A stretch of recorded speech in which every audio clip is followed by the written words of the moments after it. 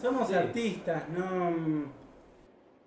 Ahora es difícil decirlo porque estamos en una cadena, ¿no? De investigamos cosas y paralelamente estamos trabajando para una muestra o para entonces como que se alimentan, pero cuando hacíamos la investigación estábamos investigando, estábamos disfrutando lo que hacíamos y estábamos muy involucrados con eso que estábamos haciendo, pero no había un horizonte de convertirlo en una obra, eso llegó solo.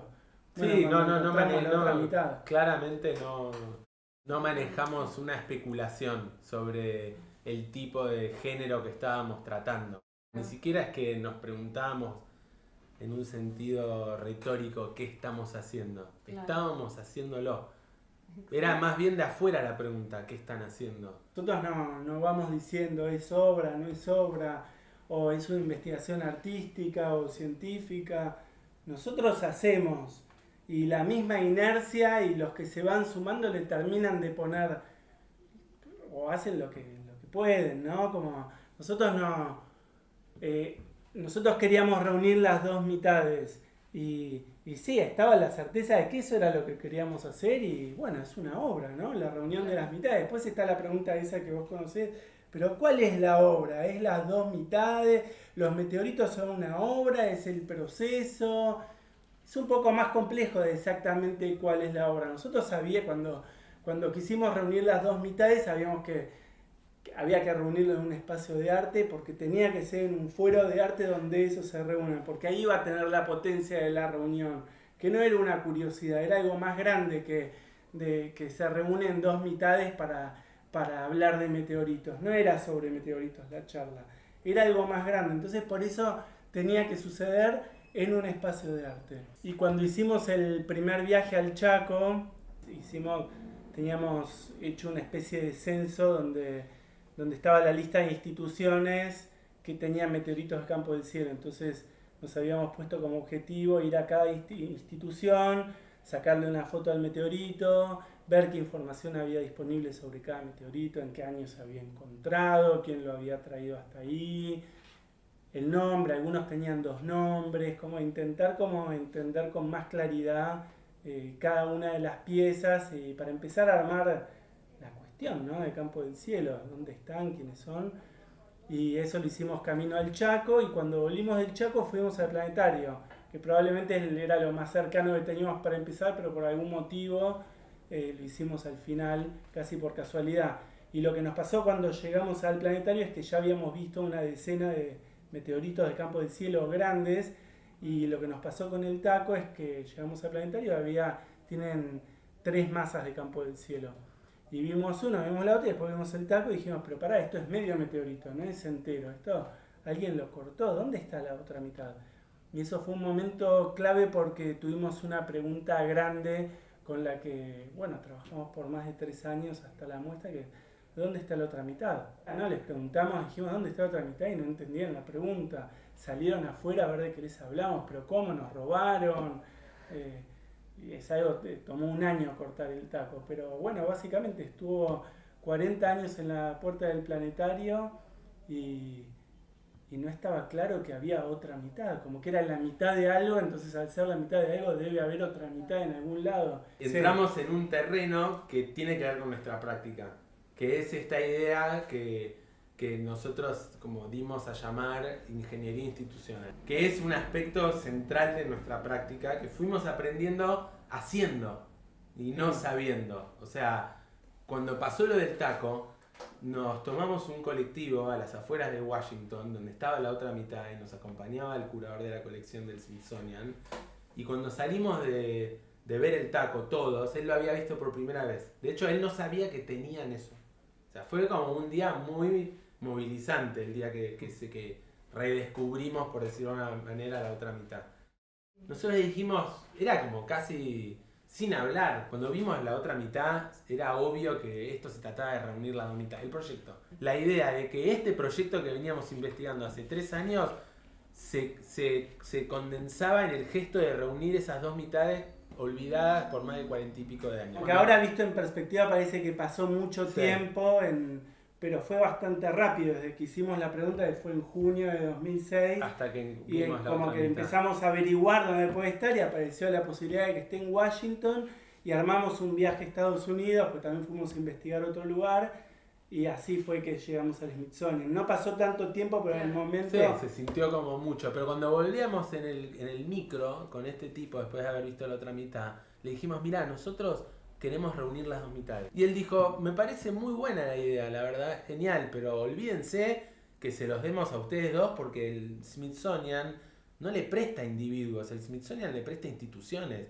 Yo tengo una pila de papeles llenos de pedidos de museos del mundo que me piden todo el tiempo especímenes de cosas. Así que primero búsquense una institución. Segundo, búsquense un buen momento. Porque esto hoy es 2007, pero no te puedo asegurar que para 2010 te lo den y para 2020 porque tiene que haber un motivo muy especial para que esto se mueva. Y eso nos dio más o menos Las como claves de las cómo claves del hacerlo. proyecto. Entonces ahí volvimos y empezamos a trabajar con ese aspecto. Hay que buscar una institución, hay que buscar un momento. Y así, haciendo trabajo de Bueno, hormiga. el momento era el bicentenario. Le preguntábamos si el bicentenario de nuestro país puede ser en 2010. Puede ser un buen momento. Dijo, sí, ahí tiene un buen momento. Ahora consigan la institución. No, Lo queríamos sí, hacer en lo que iba a ser el centro donde ahora cultural es del el- bicentenario, sí, donde ahora es el CCK. Y En se su iba a momento- inaugurar en 2010, entonces tuvimos una serie de reuniones y en un momento estábamos con los dos con el ministro de Ciencia y Tecnología y con el secretario de Cultura, que era Nun en ese momento. Y Nun, nosotros contamos, dijo, muchachos, como les voy a ahorrar tiempo, el bicentenario empieza el 25 de mayo de 2010 y termina el 9 de julio de 2016.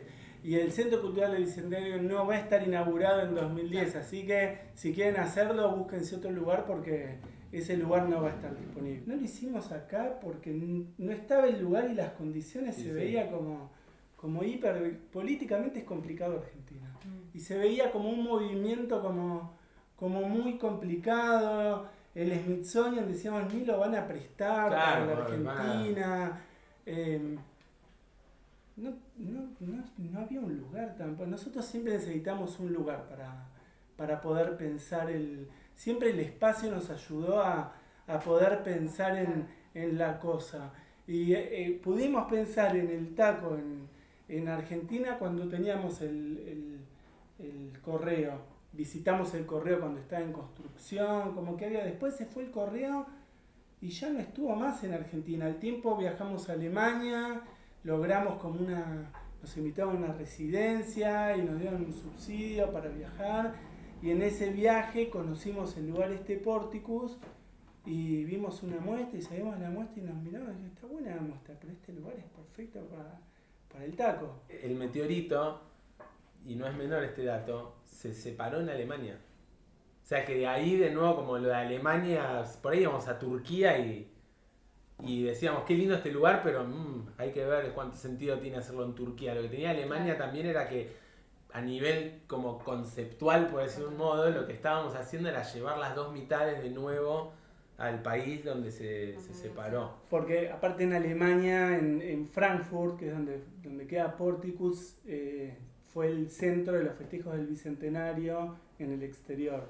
Feria del libro más importante del mundo, Argentina invitado de honor, y en ese contexto, estando Porticus, es donde se unieron los caminos para que el Chaco llegue.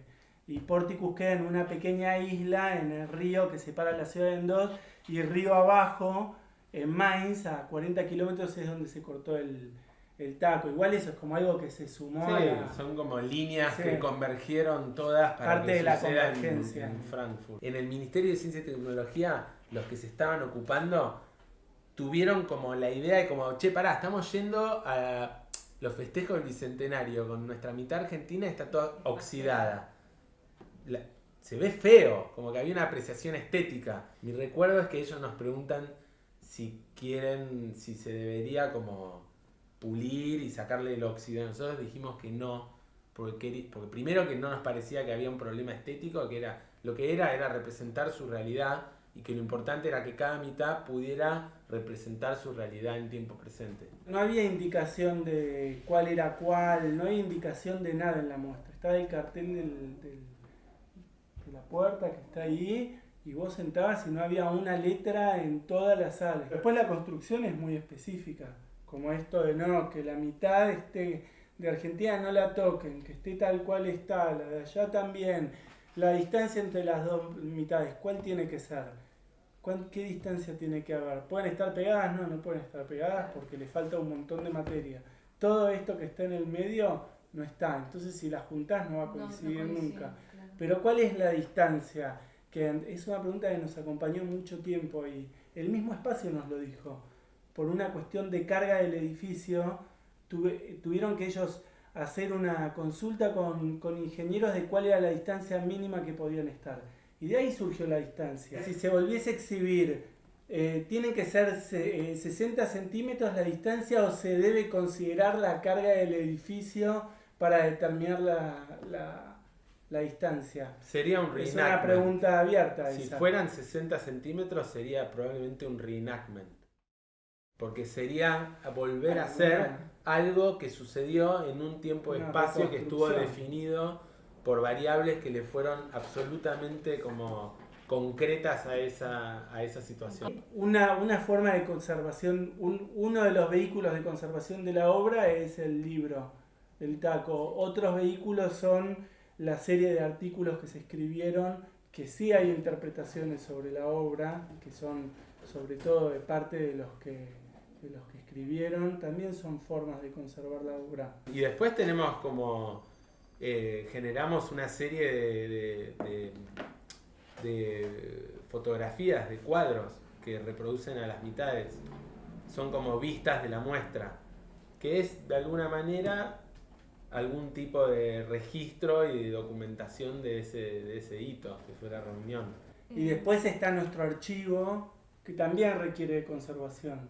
Tenemos un archivo muy importante sobre el taco y tenemos toda una cantidad de documentación original del taco. Tenemos los planos de cuando se cortó, deben ser una docena de planos que son tintas, y hay uno está publicado acá, todos los demás no.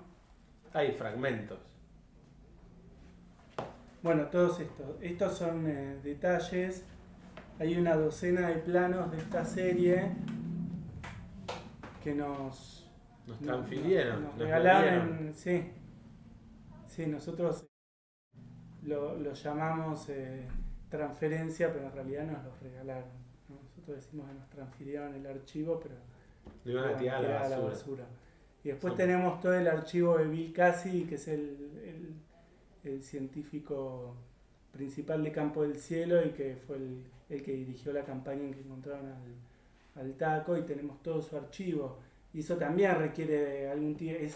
Es una forma de conservación, de tener todo el archivo, pero también eso requiere conservación, ¿no? Nosotros no ofrecemos lectura, nosotros hacemos una proposición, como están las dos mitades, no hay una lectura que ofrecemos, y el que entra realmente, como en un momento alguien escribió y coincidía justo con el día de la reunificación de las Alemanias, y alguien escribió sobre la metáfora, y nosotros, me parece como que es algo bastante que recorre nuestra obra, que no hay como un esfuerzo de marcar una interpretación, es más como construir una propuesta. No es que nosotros lo estamos afirmativamente enunciando porque somos realistas, sino que es algo intrínseco a nuestra forma de trabajar y a nuestro interés, y que nos parece que justamente el hecho de que sea de verdad es lo que lo distingue. De hecho, antes de que se reúnan las dos mitades,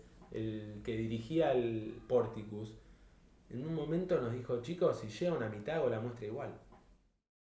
Como que ahí entran otros aspectos de nuestra práctica, de nuestro proceso también, que vuelven a las situaciones como parte de un camino, y no que se resuelve todo en el momento de la exhibición. O sea, es una obra donde la idea es lo más fuerte, lo más importante de la experiencia de esa muestra es como a nivel simbólico lo que está pasando, que es que un dúo de artistas está mostrando dos piedras del espacio exterior que son potestad de dos gobiernos distintos y que tienen un andar terrestre de una cantidad de tiempo que es ínfima al lado de su andar extraterrestre. Estuvo boyando en nuestro sistema por 4.500 millones de años. Es más viejo que la Tierra. Nos antecede a todo, como objeto antecede. Después, nosotros somos la forma como más evolucionada de ese mismo sistema. Los meteoritos son remanentes de la creación del sistema solar. Y todo lo que se le imprimió a ese objeto desde la humanidad es tan potente y poderoso y tan poético que el hecho de nosotros hacer de medium o de facilitador de esa historia como que transforma toda esta cuestión en algo como medio intangible, pero a la vez es muy tangible, porque la idea, nadie reunió las dos mitades del taco. Es una cuestión como más intuitiva o no dicha, o sea, como nosotros podemos hablar del lugar que nos compete, que es saber que nos formamos en el campo de las artes visuales, que nos componemos a nivel expresivo desde un lugar que tiene también un montón de herramientas que le son propias y que es de por sí una plataforma como muy fértil y rica desde donde enunciar cuestiones, que es como lo que hace también un artista, o mismo un científico, tiene como una cantidad de mecanismos y de plataformas y dispositivos y todo para enunciar cuestiones. Lo que pasa es que, bueno, nosotros hablamos de nuestro lugar y seguramente con la convicción de que en los espacios de arte contemporáneo suceden una cantidad de cuestiones que no requieren de definiciones como concretas, que es un espacio que también permite a una experimentación, a lanzar preguntas, como que nosotros trabajamos mucho sobre ese espectro, el espectro de como de liberar una cuestión que no está resuelta, o de indicar un conflicto, o de poner, en un sentido muy concreto, el arte contemporáneo tiene un elemento que es el espectador. Y eso es muy interesante, al menos para nosotros es un elemento que está súper presente. O sea, para nosotros el espectador es casi como la parte de la ecuación como más, yo qué sé, más interesante o donde se involucra una parte importante de donde se terminan de resolver las cosas. El taco, la reunión de las dos mitades, es un tipo de muestra que con la información disponible uno desde nuestro lugar podría hacer toda una cantidad de afirmaciones y de cosas y de decir esto de acá, esto de allá, esto está bien, esto está mal, esto fue prestado, fue olvidado, ¿no? Desde un lugar de denunciar. Por ahí otro lo hubiera hecho de otra manera. Nosotros lo que sabemos es cómo lo hicimos nosotros, cuáles eran nuestras preocupaciones, nuestras intenciones, todo el potencial que tenía, también para que sea visto de una manera que permita una lectura mucho más, como decía él, como compleja, ¿entendés? No hay una respuesta con el taco, hay un montón de preguntas, o una gran pregunta que puede ser respondida de distintas maneras. O sea, vos entrabas a ver las mitades y veías una oxidada y una que estaba en estado pristino, entre comillas. Es un bien patrimonial hoy, es un bien patrimonial de acá a la vuelta, como es un bien que cayó hace 4.000 años en un territorio que hoy se conoce como Argentina. A veces nosotros con los meteoritos hay que tener cuidado, porque uno lo tiene y sabe que es meteorito, pero después eso sigue viajando y deja de ser un meteorito hasta que alguien lo pueda reinterpretar, pero como que no llevan la historia pegada, es como que el humano le agrega la historia y no la tiene soldada a sí misma. Tenemos claro que nuestra acción sobre Campo del Cielo modifica la historia de Campo del Cielo. También tenemos claro que Campo del Cielo es un sitio que, como Nico dice, hace unos 4.000 años cayeron los meteoritos, ya vivía gente ahí, los españoles llegaron en 1576, lo registraron, y desde entonces hay toda una serie de personas que le dedicaron su vida a Campo del Cielo y que dejaron en distintas manifestaciones de lo que llegaron a entender de Campo del Cielo y lo que llegaron a ver y su forma de ver, de la forma en que eso se veía en su época. Vos hablás de patrimonial, eso es patrimonial desde antes de ayer. Como históricamente, como era algo que estaba ahí, era como una curiosidad en un momento, en otro momento era para los españoles, como los tipos estaban buscando el dorado. Entonces los indios le hablaban de que en la mitad de la nada había metal y como que querían ir a reconocer eso y por todos los paradigmas de su época, ¿no? Entonces me parece que en el contexto de Campo del Cielo, nuestro legado es de un modo, y nunca mejor que ahora, decir contemporáneo de ver a algo que está siendo visto e interpretado desde hace miles de años. Y nosotros nos tomamos muy en serio lo que hacemos y nos tomamos muy en serio, como y esto sí es interpretativo, pero no sobre nuestra obra, sino sobre lo que hacemos. Nos tomamos muy en serio intentar entender qué estamos haciendo, de poder verbalizar qué hacemos. Y nosotros estamos interpretando Campo del Cielo a través de las interpretaciones que se hicieron y a través de lo que sucede ahora.